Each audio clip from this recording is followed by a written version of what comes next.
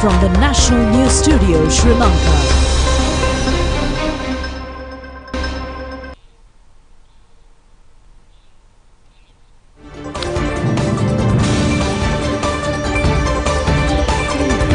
Good evening, coming to you live from the National News Studios. Welcome to the news. My name is Clifford Richards. And I'm Hushain Ali. Let's have a look at the headlines first. State Minister of Finance says further action will be taken according to the Supreme Court decision. The date of holding the local government election will be declared on the 7th of this month. Professor G.L. Pires has been removed from the post of President of the Sri Lanka Podujana Peramuna. The IMF commendations over increasing of interest rates even with reluctance. The Uma Oil Power Plant is to generate 120 megawatts of electricity to the national grid. Raids continue to apprehend those who sell eggs at higher prices. A Monoragalo lad shows how to engage in snow games to sportsmen in Norway. On to those and other stories in detail, and your top story for tonight is State Minister of Finance Ranjit Simalapitiya says measures will be taken according to verdict delivered by the Supreme Court yesterday. Well, he has made these remarks commenting on the Supreme Court decision on preventing the retaining of funds allocated for the local government poll. State Minister Ranjit Simalapitiya said that all must respect the court decision. Any person who does not have a clear understanding of the Supreme Court decision should request for a clarification. He further said that the Minister of Finance acts according to the court decision. Commenting on the methodology of spending money, he said that upon receipt of the court decision, the ministry would line up their expenses accordingly. Commissioner General of Elections Saman Sri Ratnayaka says that the date of the holding of the local government election will be declared on the 7th of this month. Members of the Elections Commission are scheduled to meet again on this day. Secretary to the Ministry of Finance, Government Printer and the IGP are scheduled to attend this meeting. The Elections Commission met yesterday to take the final decision on the date of holding the local government election. However, it has not been possible to come to an agreement regarding this issue. Meanwhile, the elections monitoring organizations have pointed out that the Supreme Court verdict preventing the retaining of finance reserved by the budget for the upcoming poll is a crucial factor in connecting with the conducting of the election. Meanwhile, a group of attorneys at law of the National People's Power has expressed opinion at a media briefing today regarding yesterday's Supreme Court decision.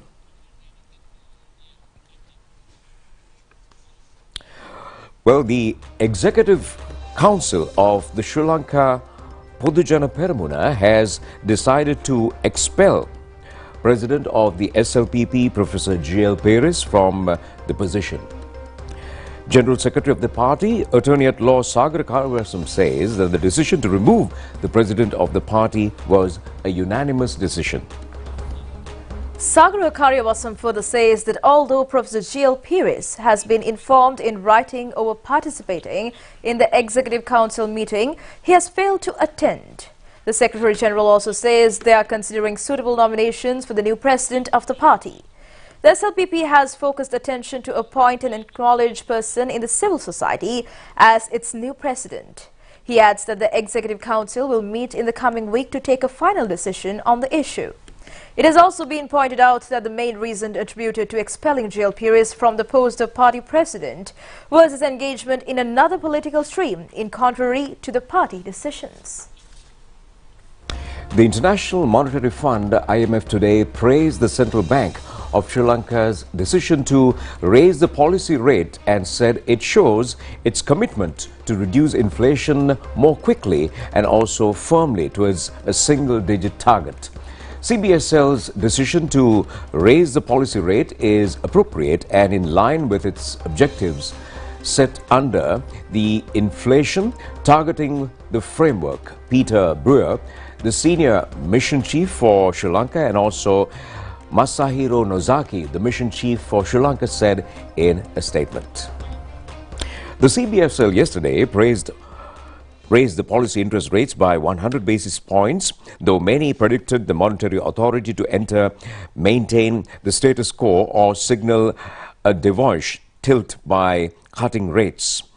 IMF statements says that the action reflects CBSL's commitment to the inflation target and is an important part of the disinflation strategy in the EFF program, which is fully committed to the Sri Lankan authorities and supported by the IMF. It also said that Sri Lanka's inflation is declining remains at a very high level, which has been disproportionately hurting the poor.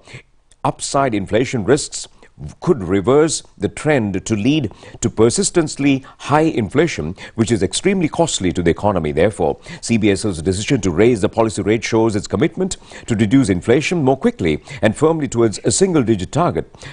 Durable disinflation would help boost market confidence, reduce excessive risk premium, and ease the financing conditions for the corporates, especially the small and medium enterprises, which supports recovery, IMF states in its statement.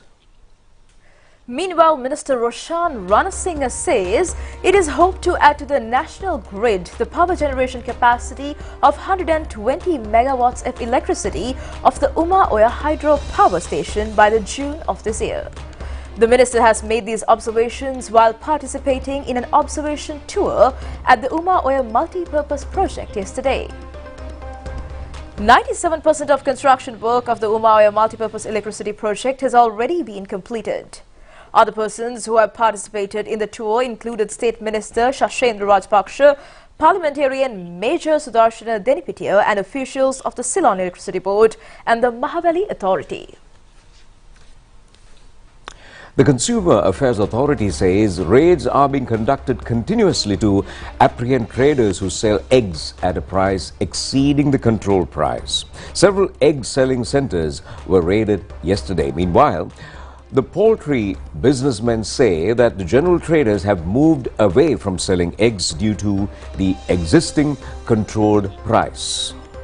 A Gazette notification says that the control price for a white egg is 44 rupees and the control price of a brown egg is 46 rupees. The Consumer Affairs Authority says eggs are being sold continuously above the control prices. Poultry entrepreneurs say that they have been confronted with many problems due to the fixing of a maximum price on eggs. They further point out that they will be able to cater to the demand of eggs in the upcoming festive season if they are being extended relief in importing animal feed instead of imported eggs. Well, we have come across stories of Sri Lankans engaged in unfamiliar professions in foreign lands. Interesting. And this is a similar story of Sri Lankan national who is functioning as a trainee instructor in snow games in the state of Norway. Danushka Gunasekara was born in Mari Arava village near Simalandur in Monragala. He was raised in a farmer family but managed to find employment in ski and snowboarding in Norway. Currently, he is a sports instructor in snowboarding, and Danushka is also a graduate in international marketing at the Open University of Sri Lanka. He had migrated to Norway in the year 2018. He had the opportunity to find lodgings near a snowboarding sport complex in Norway, and he grabbed this opportunity to get interested in the snow sports and worked his way up in the program. Danushka Gunasekara is currently a second-grade instructor in snowboard sports, and he is teaching the sport to Europeans who are accustomed to snow from their birth. In the hot summer, he's working in the hostel sector and in several other part-time jobs. And Danushka also selects Sri Lanka to spend his summer vacation. Very inviting indeed. And moving on to more local stories, the annual feast of the Church of St. Anthony's in Katchativu was successfully concluded today.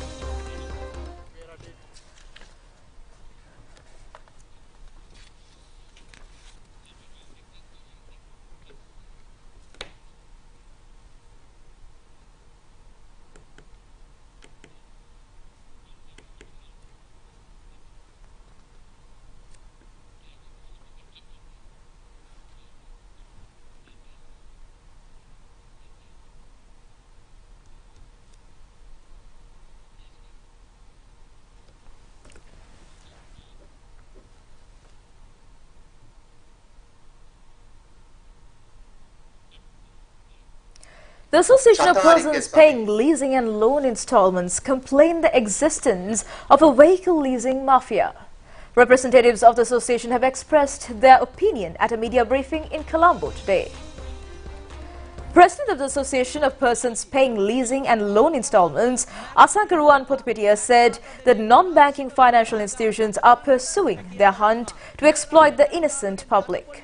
68 broods who have seized vehicles have been placed under detention. President of the association further said that 100% interest on fine is being levied from the general public, and in addition seizing orders have been issued to grab vehicles. 150,000 rupees are being provided to a team of broods engaged in vehicle seizing.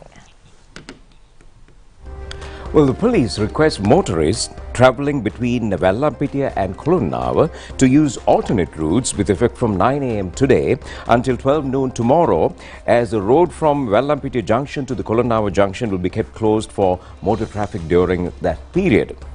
The reason for this closure of the portion of this road is due to the laying of underground pipelines by a private institution through the supervision of the National Water Supply and Drainage Board. Vehicles entering Colombo are able to turn left to the Kotikavath junction from the Avissavela road and reach Gutatua town and proceed towards Dematagoda via Kolonnavar. Vehicles leaving Colombo on the Dematagoda-Kolonnavar road are able to turn right from the Kolonnavar junction and proceed to the Gutatua town and arrive at the Avissavela-Colombo road.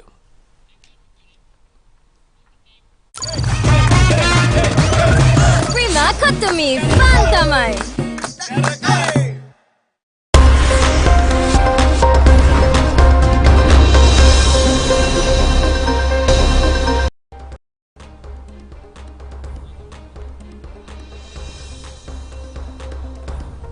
Welcome back after the break. And on news overseas, a large fire at a fuel storage depot in Indonesia's capital has killed at least 17 people and injured dozens of others and forced evacuation of thousands of nearby residents after spreading to their neighborhood. The Indonesian officials said at least 260 firefighters and 52 fire engines were struggling to contain the blaze in the nearby neighborhood. The fuel shortage station, operated by state-run oil and gas company Pertamina, is near a densely populated area in the Otana Merah neighborhood in North Jakarta. It supplies 25% of Indonesia's fuel needs, and a preliminary investigation showed the fire broke out when a pipeline ruptured during heavy rain, possibly from a lightning strike. Prima Kotumi Fantamai.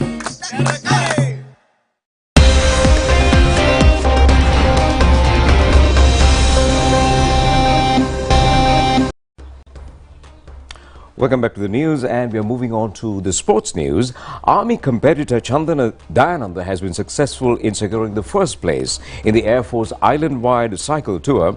The winner of the women's division of the tournament was Dinesha Dilrukshi, and the Air Force cycle tour was organized for the 24th occasion and was successfully concluded in Anuradhapura today.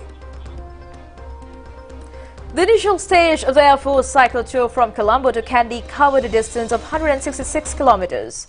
In the second stage, a distance of 146 kilometers was covered from Kandy to Kadruvela. The third and final stage, spanning a distance of 132 kilometers from Kadruvela to Anuradhapura, has ended today. Winner of the overall event was Chandana Dayananda and of the Sri Lanka Army. The second place has been secured by Avishka Medonsa of Sri Lanka Army. Suranga Ranavira, who represented the Dehiwala Mount Lavinia municipal team, has clinched the third place. The women's event of the Air Force cycle tour were also conducted today. Dinesha Dilrukshi came first in the women's event. Prima Kotumi Fantamai.